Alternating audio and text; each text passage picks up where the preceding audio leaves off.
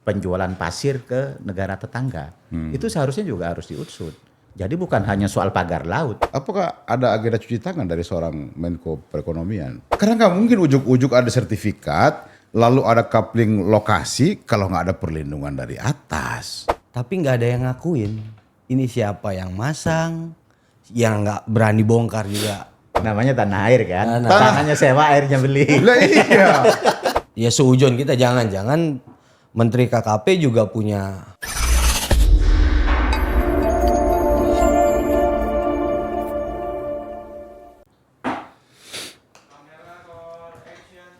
Assalamualaikum warahmatullahi wabarakatuh. Sahabat muda Indonesia, belakangan ini ramai sekali diperbincangkan soal pagar laut.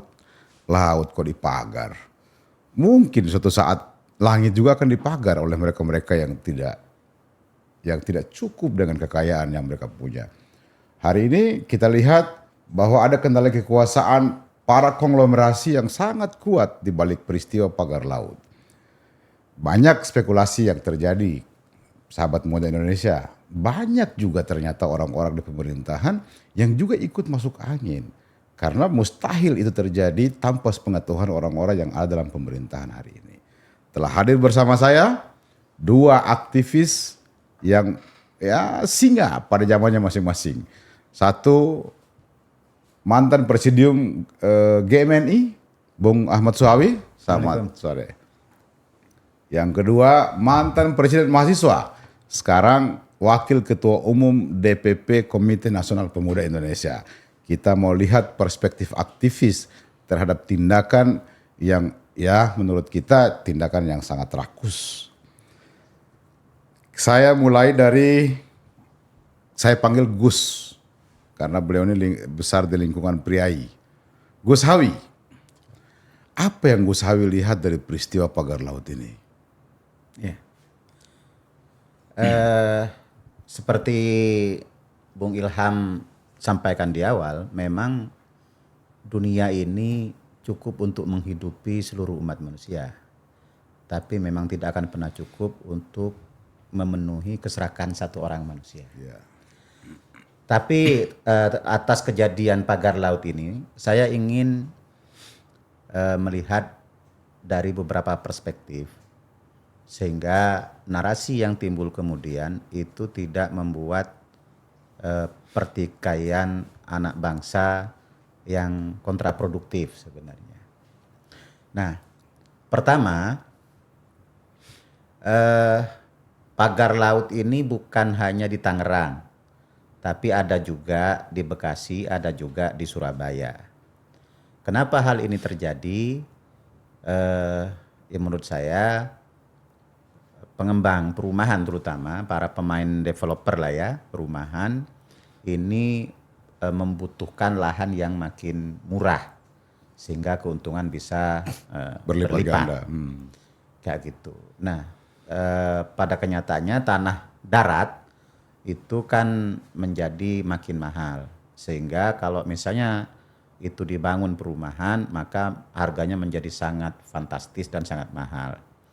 Itu pertama. Tapi tentu membuat kita kaget ketika tiba-tiba tanah yang dipagar itu sudah memiliki sertifikat masing-masing. Ya. Kenapa kayak gitu?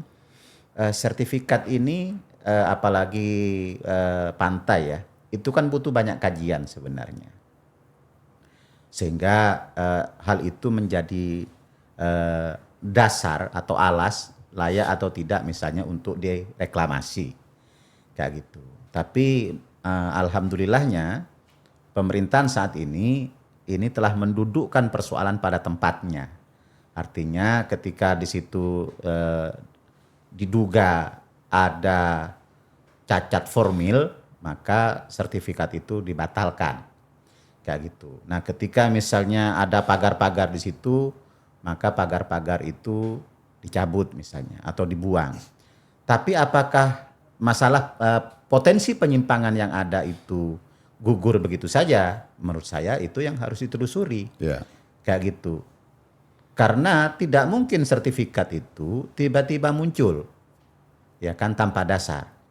Menurut saya yang patut diduga menjadi dasar itu adalah pencanangan proyek strategis nasional di masa pemerintahan yang lalu. Nah, pencanangan proyek strategis nasional di beberapa titik itu kita harus melihat ini dalam konteks politik pintu terbuka pemerintah Indonesia untuk menarik investasi masuk ke tanah air, kayak gitu. Walaupun misalnya pada kenyataannya kemudian kita juga bisa lihat misalnya sempat ada undang-undang Omnibus Law misalnya yang ya kemudian juga menimbulkan kontraksi-kontraksi di masyarakat begitu. Ya ini sebenarnya menjadi payung hukum pada waktu itu. Nah, tapi penentuan di mana misalnya atau apa yang menjadi proyek strategis nasional ini kan pasti ada pembisik-pembisik. Pembisik-pembisik ini apakah bebas nilai atau tidak bebas nilai? Itu yang harus dicari tahu menurut saya. Baru kemudian misalnya kenapa proyek strategis nasional itu ditentukan titiknya misalnya di titik A, di titik B, bahkan ada pagar laut dan lain sebagainya. Atau lebih ekstrimnya misalnya termasuk penjualan pasir ke negara tetangga. Itu seharusnya juga harus diusut. Jadi bukan hanya soal pagar laut. Jualan pasir ke Singapura sehingga Singapura memiliki pulau yang lebih luas. Itu juga harus ditelusuri. Nah, yang ketiga menurut saya yang tidak kalah pentingnya adalah reklamasi ini boleh atau tidak. Kalau misalnya boleh, maka harus dibikin payung hukumnya agar berkeadilan dan tidak menimbulkan konglomerasi yang hanya dinikmati oleh segelintir orang. Ekspor pasir itu boleh atau tidak? Kalau boleh, maka syarat dan ketentuannya bagaimana dan seperti apa? Kenapa? Karena misalnya reklamasi ini memiliki kaitan dan dampak yang sangat penting bagi perbatasan negara, bagi kesejahteraan masyarakat pesisir, dan pun misalnya termasuk bagaimana nasib biota laut, hutan mangrove, dan lain sebagainya. Artinya dalam konteks isu-isu lingkungan. Itu barangkali. Harus komprehensif lah ya pertimbangannya iya. meskipun itu menjadi agenda strategis nasional. Iya. Apalagi faktanya hari ini kelihatan dari penyampaian Pak Nusron Wahid sebagai Menteri ATR BPN. Iya. SHM itu dimiliki segelintir orang. Ini kan kalau 30 kilo itu setara dengan 3.000 hektar, Gus. Iya. Setara dengan 3.000 hektar. Satu. Yang kedua, ada kesan cuci tangan loh, Gus. Dari kemarin ada penyampaian dari staf khusus Pak Menko Perekonomian yang menyampaikan bahwa proyek strategis nasional atau PIK akan dievaluasi sebagai salah satu proyek strategi. Apakah ada agenda cuci tangan dari seorang Menko Perekonomian? Iya, Menko Perekonomian ini kan salah satunya misalnya ya kan, ya menjadi bagian yang given dengan misalnya bagaimana menghadirkan investasi dan bagaimana menggerakkan ekonomi di Jakarta taruhlah ya sebagai pusat kota begitu dan sekitarnya. Ya ketika ini dievaluasi misalnya berarti ada sesuatu yang salah, yang itu harus diakui. Kayak gitu. Apakah kesalahan itu ada di Menko Perekonomian terdahulu ataukah kesalahan itu ada di Kementerian Investasi yang terdahulu ataukah ada di Kementerian KKP misalnya kan? Atau ada kesalahan di Kementerian ATR BPN di masa lalu kayak gitu. Ataukah misalnya ada kesalahan dari regulasi di Pemda? Apakah itu provinsi, apakah itu kabupaten kota, kayak gitu. Karena begini Bung Ilham, yang kita harus ingat. Di kita ini misalnya, permasalahan hukum itu yang sering dipersoalkan itu ketika terkait dengan misalnya kejahatan yang diatur oleh peraturan perundang-undangan. Tapi kita belum melihat misalnya seorang pemimpin atau seorang menteri itu diadili karena dia salah dalam membuat diskresi kebijakan. Kayak gitu. Kalau misalnya ada kesalahan kebijakan di masa lalu, misalnya siapapun itu, ya harus clear apakah benar hanya salah kebijakan atau salah ngambil keputusan. Pendekatannya administratif atau kejahatan? Atau ada kejahatan. Atau misalnya ada hengki-pengki di balik itu semua. Itu menurut saya itu menjadi domain hukum yang berbeda. Baik, luar biasa, Gus. Bung Reddy. Siap, Bang Ilham. Ini ada kong kali kong apa gimana sih? Karena nggak mungkin ujuk-ujuk ada sertifikat, lalu ada coupling lokasi kalau nggak ada perlindungan dari atas. Iya. Apakah ini terkait dengan pernyataan Gus Hawi tadi, undang-undang atau produk hukum dilahirkan untuk memberi perlindungan terhadap agenda kejahatan? Bagaimana Anda melihatnya? Iya, Bang. Dan pemuda Indonesia lainnya yang dimanapun berada. Gus Hawi, Bang Ilham, terima kasih. Kita udah diundang. Walaupun biasanya saya sering duduk di tempat Bang Ilham tuh. Tapi sekarang saya diminta buat ini Gus. Namanya pemuda. Namanya pemuda. Harus bisa segala-galanya. Harus serba bisa ya. Harus serba bisa. Dipaksa udah harus bisa. Jadi gini Bang, ngelihat berita yang lagi viral 1 minggu 2 minggu terakhir ini tentang pagar, kalau saya ngelihatnya ini pagar misterius Gus. Atau pagar dajjal. Atau pagar dajjal betul. Tepatnya kalau bahasa dajjal agak ekstrim ya. Takut anak-anak kecil nanti juga sawan lagi denger dajjal gitu kan. Tapi saya menyebutnya ini sebagai pagar misterius. Kenapa pagar misterius? Karena pertama panjangnya kurang lebih ada 30 kiloan. Tetapi ketika berita ini viral, berita ini naik, diangkat oleh semua masyarakat tentang hak-hak yang ada di nelayan dan sebagainya yang berkembang itu semuanya. Tapi nggak ada yang ngakuin. Ini siapa yang masang, yang nggak berani bongkar juga nggak berani gitu loh. Masa iya hantu yang pagarin Nah laut itu gitu dia, ya? makanya. Ya itu. Apa pagar iya- dajjal itu Nabi Zulkarnain yang pasang. Jangan-jangan Nyi Roro Kidul lagi, ya kan? Iya, Yang masang iya, tiba-tiba. iya. Kita kan nggak tahu juga. Iya. Hah? Nah tapi begini bang, ngelihat berita ini, jadi saya apa ya? Jadi lucu Gus. Jadi lucu bang berita ini.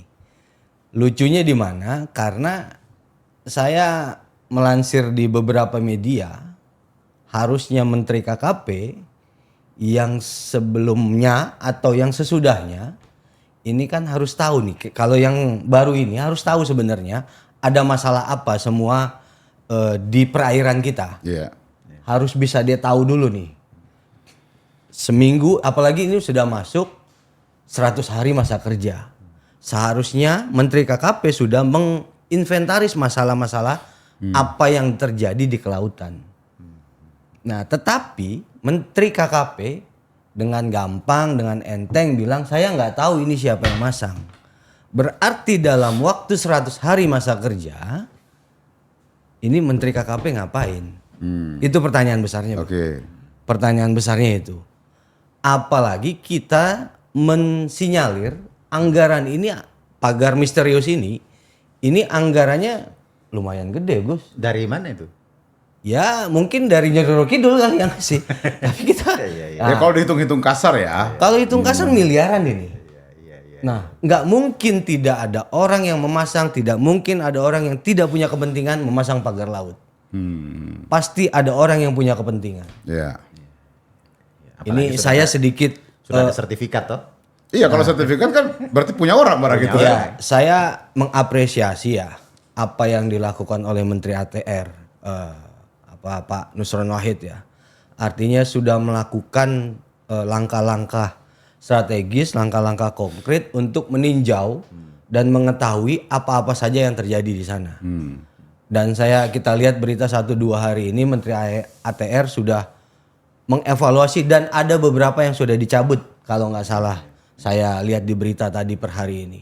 Itu sudah ada yang dicabut dan Menteri ATR juga sudah hadir, datang, lihat, ninjau langsung. Jadi ya kita apresiasi itulah langkah konkretnya itu. Tapi begini Bang, Gus, saya ingin bergeser sedikit tentang kepentingan yang Gus Hawi bilang tadi tentang ada konspirasi korporasi dan lain-lainnya itu semua. Tapi kalau saya melihat dari berita dan kacamata saya yang saya amatin, saya ingin bergeser sedikit bahwa di pantai Teluk Naga ini kan sepanjangan Teluk Naga, Pasir Putih apa semua ini kan, sampai pagar misterius ini mungkin yang orang lupa itu adalah tempat transitnya narkoba. Oke, jalur masuk. Jalur masuk narkoba dari negara-negara Asia kita Bang. Ada kurang lebih kalau nggak salah saya ingat 1 tahun yang lalu atau 2 tahun yang lalu itu narkoba masuk di sana itu puluhan ton jenis sabu dan beberapa kilo sabu masuk juga lewat perairan itu. Kenapa? Karena jalur ini jalur yang memang cukup aman untuk melakukan transaksi narkoba. Karena begitu ini langsung laut lepas ya. Laut lepas. Oke. Masuk barang, masuk lagi langsung. Oke. Daripada lewat bandara, lewat mana ya kan? Iya, iya. Nah artinya Bang, saya sedikit bergeser. Artinya ini semua orang yang terlibat dari kepolisian, TNI Angkatan Laut, saya rasa juga harus punya kepedulian yang ini ya terhadap pagar laut, pagar misterius ini. Bukan hanya pada persoalan apa yang menjadi heboh hari ini. Dan saya meminta juga, kita semua juga berharap meminta kepada pemerintah hari ini. Nah, apalagi kita tahu nih Pak Prabowo hari ini sudah menginstruksikan kepada Menteri Kelautan untuk membongkar secara cepat dalam waktu yang tempo sesingkat-singkatnya. Nah, tetapi alibinya Menteri KKP ya kan akan ditinjau dulu, akan diproses begana begini. Ya kalau saya melihat ini perintah presiden ya sudah 1 kali 1 omongan menitnya itu ya sudah harus dilaksanakan gitu loh. Iya, bahkan ada miskoordinasi kemarin kelihatannya dan kor apa gitu di sana yang bongkar pagar laut itu dan disayangkan sama Menteri KKP. Ya itu Bang. Keesokan harinya setelah dia tahu bahwa itu perintah presiden, lalu dia okein. Apa yang Anda tangkap dari ketidaksinkronan beberapa kementerian lembaga ini? Ya saya sih tidak bersuujon ya Bang kepada Menteri KKP. Tapi kalau melihat seperti ini, isi kepala kita ini dipaksa untuk seujon akhirnya. Ya. Gitu kan. Ada apa Menteri KKP tidak mau melaksanakan perintah presiden dengan cepat? Kan beliau ini kan pembantu. Ya pembantu eksekutif lah hari ini dia. Ya artinya sudah harus cepat menjalankan program-program apa yang diinikan oleh presiden harus cepat. Karena kalau tidak ya ada apa dengan Menteri KKP hari ini? Oke. Jangan-jangan ini ya seujon kita jangan-jangan Menteri KKP juga punya mainan tanda petik di sana atau melindungi ya kan orang yang punya kepentingan main di sana. Entah apa, kita nggak tahu. Ya, kalau dilihat dari kejadian yang ada hari ini kan tidak mungkin tidak ada pelindung. Yes, betul loh. Tidak mungkin karena nggak masuk akal laut di sertifikat. Nggak masuk akal banget. Ya kan Gus? Tidak mungkin tidak masuk akal area laut telah mendapat sertifikat. Patoknya gimana itu dulu pasang patoknya atau ngukurnya kan? Itu yang kita juga bingung. Iya, itu dia Bang. Ini coba lagi. Kan sertifikat itu kan minimal diukur dulu ya. Iyalah. Nah, gimana cara mengukur lahan laut itu? Sertifikat itu ada kan? Iya. Ada ukurnya, ada alasnya kan? Iya, jangan-jangan juga ini Pak Nusron ini berusaha mencuci tangan juga. Bisa jadi, tapi dengan langkah konkretnya beliau yang hari ini hadir, ya kan, semoga tidak terjadi cuci tangannya. Semoga tidak terjadi. Semoga tidak terjadi, tapi ya kita melihat apa yang sudah dilakukan Menteri KKP, datang langsung, artinya sudah punya ya itikat baik lah untuk melihat persoalan secara jernih di lapangan. Ya ente punya ini etikat baik atau enggak bisa melawan perintah presiden. Kita akan biar publik yang akan cari tahu itu. Gus, saya kembali ke Gus. Rame diperbincangkan nama sosok Aguan. Bahkan ada yang plesetin NKRI menjadi NKRA. Sehebat apa orang ini Gus? Iya, pertama ya dia adalah salah satu konglomerat lah ya. Oke. Itu. Tapi sebenarnya yang harus kita hindari itu adalah narasi yang dibangun untuk memecah belah masyarakat sebenarnya. Oke. Ya kan?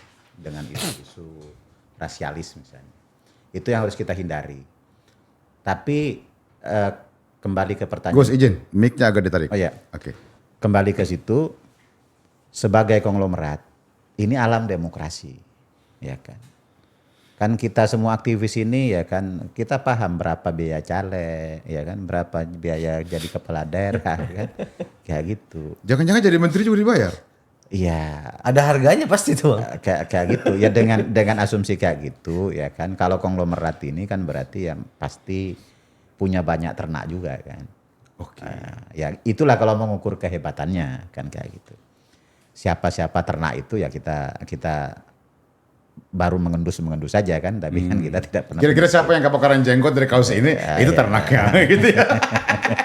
Kayak gitu. Iya kan? Itu. Ada pernyataan yang menarik dari Prof. Margarito Kamis. Saya podcast beberapa kali di sini.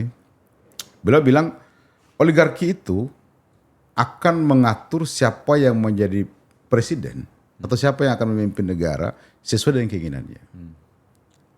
Artinya itu akan mengikut regulasinya, siapa pembantunya dan seterusnya. Bahkan kata dia secara ekstrim, oligarki bisa menciptakan pemimpin dengan kemampuan uang dan kekuatan uang yang mereka miliki hari ini. Betul. Kalau sosok Aguan ini adalah sosok yang kuat, ada yang salah ke hari ini tiba-tiba terbongkar? Jadi begini, bagusnya sekarang ini presiden kita ini orang yang terproses dengan baik, Iya. ya kan. Di militer dia terproses dengan baik, ya kan, sampai menyandang jenderal penuh lah ya sekarang kayak gitu. Ini kan bukan sesuatu yang mudah. Dan yang kedua, sebagai pengusaha dia juga punya modal untuk berpolitik. Artinya pada titik itu kita paham bahwa presiden kita ini orang yang Presiden Prabowo ini adalah orang yang paham urusan, paham masalah, Oke. kan. Dan tentu saja tidak bisa diatur-atur, Ya. ya kan. Berbeda dengan misalnya ketika dia menciptakan, seperti yang Bung Ilham bilang tadi, pemimpin yang diciptakan, ya kan, yang busernya dia ciptakan, ya kan, mesin politiknya dia ciptakan kayak gitu, sehingga dia bisa mencapai puncak, tentu akan sangat mudah dikendalikan. Contoh nyata mengenai hal ini misalnya pemimpin-pemimpin di negara Latin misalnya, itu mayoritas dikendalikan oleh bandar narkoba. Iya. Ya. Iya kan. Nah kalau di sini ya mungkin masih agak bagus lah kalau misalnya mengendalikan ini masih pengusaha-pengusaha bagus kan kayak gitu kan. Artinya kan tetap berpikir bagaimana memberikan dampak yang positif kepada masyarakat. Itu hakikat dari demokrasi itu kalau masyarakatnya masih seperti sekarang, mudah dibayar dan gampang ditipu, ya kan, kayak gitu, dan juga gampang menipu, ya kan. Kan demokrasi ini kan demokrasi tipu-tipu kan, Iya. ya kan. Ada profesor ditipu tukang tambal ban, ya kan, dia harus bayar kan, nah, kayak gitu. Atau profesi yang lain lah, dengan tidak bermaksud Diskreditkan. mendiskreditkan salah satu profesi, ya ini hanya contoh aja. Banyak orang yang sekolahnya pintar misalnya, begitu dia menjadi politisi ya dia harus bayar money politik dan lain sebagainya. Ya kan? Kelihatan bego di hadapan politisi. Ya, lah ya kan? Iya kan? Kan dikerjain sebenarnya sama rakyat kan. Rakyatnya terima juga dari calon yang lain kan kayak gitu. Nah, selama demokrasi kita itu masih demokrasi saling menipu, menurut saya ya oligarki itu akan tumbuh subur. Oke. Nah, ya kan, oligarki itu akan tumbuh subur karena biaya politik akan menjadi sangat mahal, ya kan, dan ya yang akan jadi itu bukan orang-orang yang berkualitas, kayak gitu. Yang akan terpilih, yang akan jadi itu adalah orang atau sekumpulan orang, ya, yang hanya untuk menjaga dan melestarikan kepentingan oligarki itu. Apakah oligarki bisnis, apakah oligarki politik, ataukah oligarki kelompok tertentu. Itu. Oke. Hari ini kan kelihatan terbongkar, ini baru satu di Tangerang dengan Bekasi yang kelihatan. Gus. Iya. Gus tadi bilang ada Surabaya. Berarti kan ada potensi di seluruh Indonesia ini sudah dilakukan hal yang sama nih oleh para oligarki. Ya, menurut saya kan begini, Indonesia ini seandainya lautan dan daratan ini digabung, ini kan sangat luas, Sangat luas. iya kan, kayak gitu. Tapi doktrin kita soal Nusantara itu, ya kan, deklarasi Juanda itu kan tidak memilah misalnya bahwa lautan dan daratan itu sesuatu yang terpisah, tapi menjadi satu kesatuan, ya kan. Nah, dengan pendekatan kayak gitu, sesungguhnya pemerintah pusat itu harus segera mengatur dengan rigid soal reklamasi. Oke. Agar juga pulau-pulau kita itu tidak banyak juga yang tenggelam. Kayak gitu. Kan ada sisi baiknya juga. Ya kan, reklamasi misalnya kayak di Natuna misalnya. Ya reklamasi. Atau misalnya kalau Jakarta mau direklamasi diatur dengan baik, transparan dan berkeadilan. Ya. Jangan Reklamasi untuk kepentingan relokasi akibat keterbatasan lahan huni. iya. Oke. Oke, ya kan. Iya. Jadi misalnya bukan menjadi perkampungan eksklusif, Iya. ya kan, yang harganya selangit, ya kan. Orang-orang orang yang berduit, tinggal di sekitar situ misalnya mau lewat depan pagarnya aja dibentak satpam misalnya, kan. Nah, itu yang harus kita hindari. Iya. Karena pada kenyataannya misalnya Singapura yang tetangga kita ambil pasirnya dari Indonesia. Ya kan, mereka bikin reklamasi, bikin gedung bagus-bagus di sana. Yang beli orang Indonesia juga. Memperluas wilayah mereka yang beli Indonesia juga. Orang Indonesia juga, kan kayak gitu. Kan lebih bagus ya sudah di sini, tapi diatur dengan benar gitu loh. Oke. Harapan saya ke Pak Menteri ATR BPN itu justru merancang ini dengan sebaik-baiknya dengan Kementerian KKP ya. Ya. Kayak gitu. Kalau misalnya diperkenankan untuk reklamasi, agar itu tidak melahirkan kesenjangan baru dan ketimpangan baru. Ya. Itu. Jadi orang-orang misalnya dengan penghasilan rendah pun bisa KPR. Ya. Kayak gitu. Jadi bukan hanya dibikin rumah-rumah mewah yang harganya tidak terjangkau, ya kan. Bahkan polisi pun takut untuk misalnya masuk ke sana. Iya kan, itu. Presiden kita ini yang baru Pak Prabowo mencanangkan proyek 1 juta rumah untuk seluruh masyarakat Indonesia per tahun. Iya. Kalau kepentingan reklamasi itu kepentingan penyediaan rumah untuk warga negara yang tidak punya rumah hari ini luar biasa. Iya. Ini sangat luar biasa. Yang sulit kita terima ini adalah ini pemberian Tuhan untuk rakyat Indonesia dinikmati oleh segelintir orang. Iya. Belinya gratis, jualnya selangit. Kan gak masuk akal. Namanya tanah air kan. Tanahnya sewa, airnya beli. Lah iya. Wakil Ketua Umum KNPI, apa yang akan Anda lakukan atas nama KNPI untuk menggalang kekuatan pemuda melawan kekuatan-kekuatan semacam ini? Ya Bang, jadi gini, ini kekuatan pemuda ini tidak bisa dipandang sebelah mata oleh pemerintah. Artinya kamilah nanti yang akan meneruskan kepemimpinan mereka. Iya. Di tengah kasus ini kita sudah berkoordinasi Bang dengan beberapa pengurus DPD yang terkait, termasuk di Banten, di DKI, Jawa Barat. Nah, ya kita sudah berkoordinasi apa yang ingin kita lakukan. Apa yang ingin kita perbuat untuk Republik ini.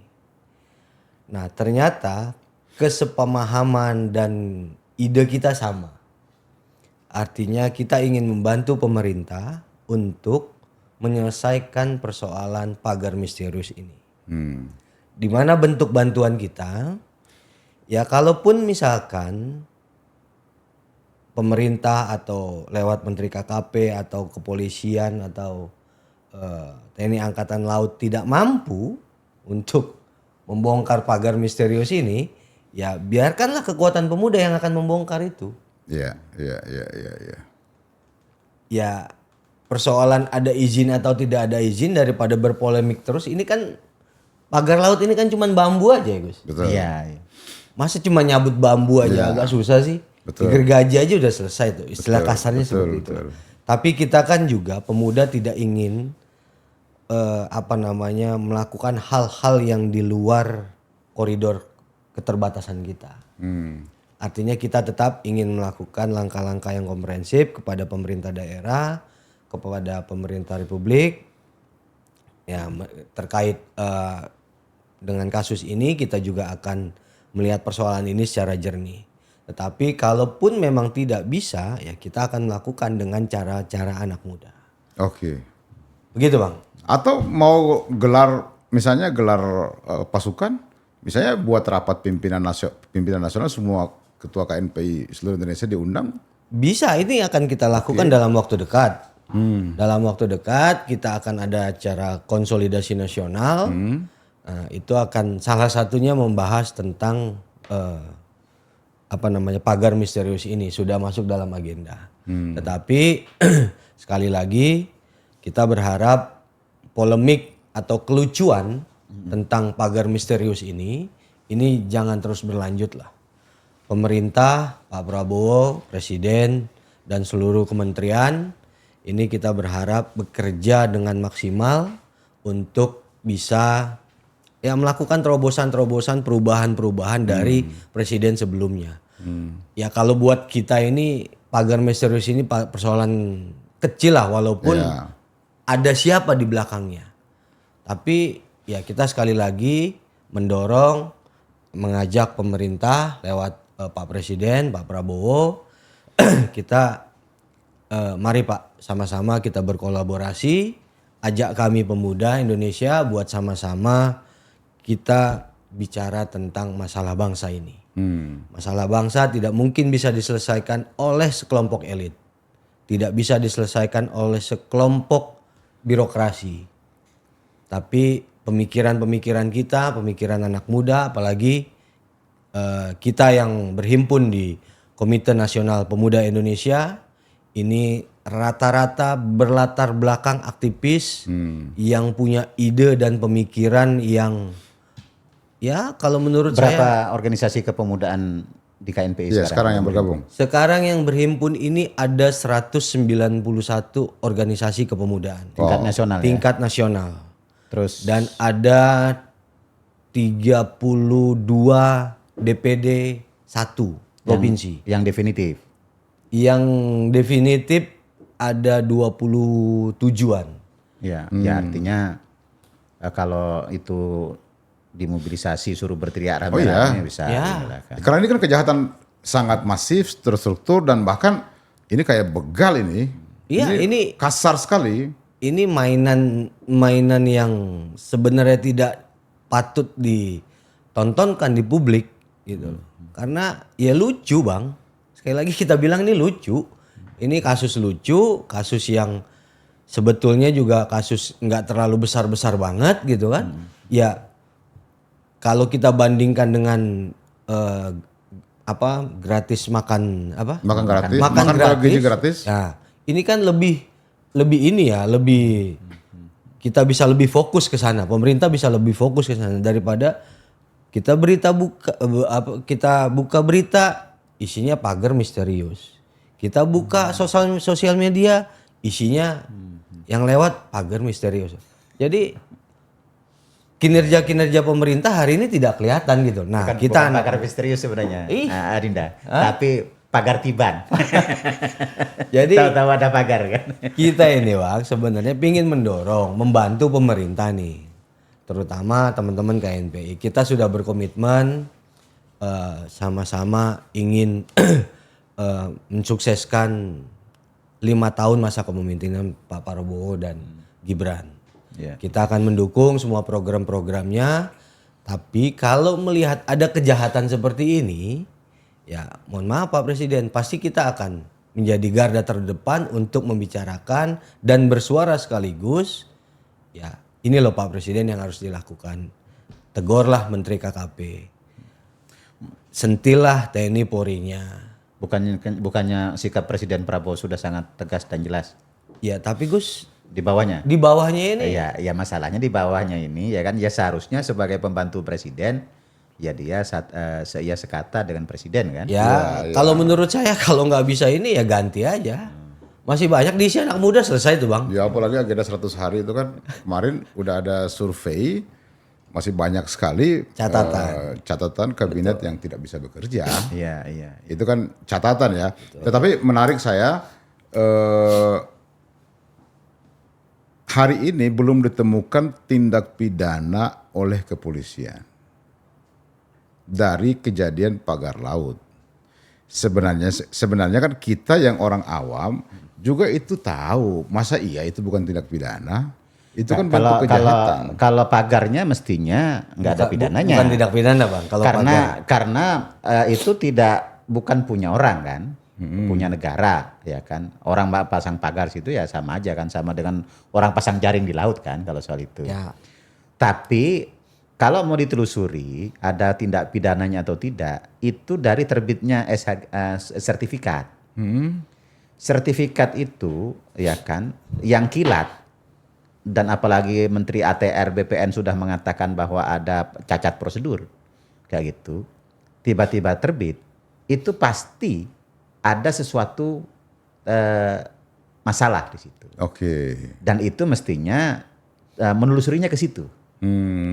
Ketika misalnya ada prosedur yang tidak terpenuhi, ada persyaratan yang hilang, atau ada persyaratan yang kurang misalnya, tapi sertifikat tetap terbit, berarti ada sesuatu di situ. Oke, di sertifikatnya. Ya, ditelusurinya dari situ. Meskipun ada fakta hari ini nelayan jadi berputar-putar tuh akibat dipagarnya laut. betul. Oh, iya. Secara jarak sosiologis tempuhnya, itu memberikan kerugian yang nyata baik secara ekonomi Baik maupun materi. untuk masyarakat pesisir. untuk masyarakat ya. pesisir yang pencari Iya, ikan di sekitar laut itu ya. Iya. Dan nelayan-nelayan di sana kan teriak semua tuh bang. Oke.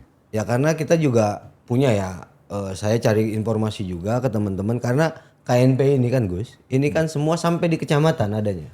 Iya. Sampai di kecamatan. Sampai di kecamatan, Bang. Kecamatan, ya. Jadi di Teluk Naga dan sekitarnya itu sampai di Kampung Kohot itu, Ya nah kan itu banyak OKP juga yang sampai kecamatan kan. ya itu kita cross check ke sana. Apa sebenarnya masalahnya kita bilang di sana. Ya ini tiba-tiba ada begini-begini Bang, kita juga ngelautnya juga susah. Ya kan kita mau cabut, ada intervensi dari aparat, dia bilang jangan dicabut kalau nggak ngelanggar hukum kayak gitu-gitulah. Jadi masyarakat di sana takut sebetulnya. Ada yang menarik itu Pak Wakil Ketua Umum, kepala desa punya Rubicon dan beberapa mobil mewah. Sorry, bukan, saya tidak menuduh, tentu saja itu bagian dari agenda konglomerasi itu. Betul. Tetapi patut dicurigai. Masa iya seorang kepala desa punya harta yang ya mungkin harta warisan ya. Tapi itu patut diduga untuk dicurigai oleh pemuda Indonesia. Boleh kita mempertanyakan itu Bang. Bisa saja kita mempertanyakan itu. Ya. Ya, tapi kan sekali lagi begini. Naif ya Bang kalau misalkan masyarakat di sana saja terganggu dengan pagar laut, terutama nelayan. Lah kita masa tidak sebagai pemuda, masa kita nggak mau peduli sih tentang keluhan apa yang terjadi di masyarakat, Iya. gitu kan? Ya, itu yang nyata ya. Itu yang nyata. Betul, betul. Ini bentuk kepedulian kita di DPP KNPI, ingin melakukan kerjasama lah dengan baik pemerintah provinsi, pemerintah pusat untuk menyelesaikan persoalan pagar misterius ini. Oke. Ini kan banyak juga yang mau jadi artis ini, politisi kita. Ya kan, maksud saya kalau mau serius menangani itu, ada saran yang berkembang Gus, dibentuk pansus supaya dari hulu sampai hilirnya ketahuan ini. Ada apa dari Kalau pansus itu kan ujung-ujungnya selalu menguap kan. Kalau saran saya begini, pagar laut itu kalau dia betul bersertifikat, maka itu memang tidak bisa dicabut. Kenapa? Karena itu milik orang. Ya. Jadi sudah betul Menteri ATR BPN misalnya membatalkan sertifikat itu. Itu dulu prosedurnya. Baru dicabut. Baru dicabut. Ya kan. Tapi kan ada patut diduga ada tindak pidana di situ. Oke. Dengan misalnya ada prosedur yang tidak terpenuhi Oke. atau cacat prosedur lah Iya. kata Pak Nusron kan. Nah, cacat prosedurnya ini harus ditelusuri. Ada tidak praktek tindak pidana semacam misalnya suap menyuap, ya kan? Terus melanggar masalah lingkungan, ada hak-hak rakyat yang dirampas. Ya, misalnya. ya. Itu yang harus ditelusuri dari situ, kayak gitu. Nah, ketika itu ditelusuri, maka ini menjadi domain misalnya KPK, kepolisian, Ya. kejaksaan untuk mengusut, kayak gitu pidananya. Dan bila perlu pemuda Indonesia masuk ke situ. Nah, ya menurut saya DPP KNPI, Dindawa Ketum Redim misalnya beserta seluruh jajarannya dengan 191 organisasi kemasyarakatan pemuda tingkat nasional yang rata-rata punya anggota sampai kecamatan itu, ya kan, didengar aspirasinya, ya kan? Bagaimana kira-kira untuk mendorong ini dan mengawal, kayak gitu. Iya, jangan sampai menguap ini. Jangan menguap, kan kita sudah agak trauma dengan Pulau G, pulau ini kan. Iya, Ribut gaduh seluruh republik. Tiba-tiba di masa damai hilang ditandatangani. Kayak gitu. Karena itu mengawal ini begitu sudah tidak menjadi perbincangan itu jauh lebih penting. Iya. Sepakat saya itu, Bang. Luar biasa, Gus Suhawi, Bung Redim. Siapa? Terima kasih banyak telah berkenan hadir di sini. Pemuda Indonesia, kita semua wajib buka mata kita terhadap apapun yang terjadi di sekeliling kita, termasuk segala bentuk kejahatan yang dilakukan oleh orang yang serakah dalam tanda kutip. Siapa saja yang terlibat dalam, yuk kita buktikan sama-sama. Assalamualaikum warahmatullahi wabarakatuh. Waalaikumsalam warahmatullahi wabarakatuh.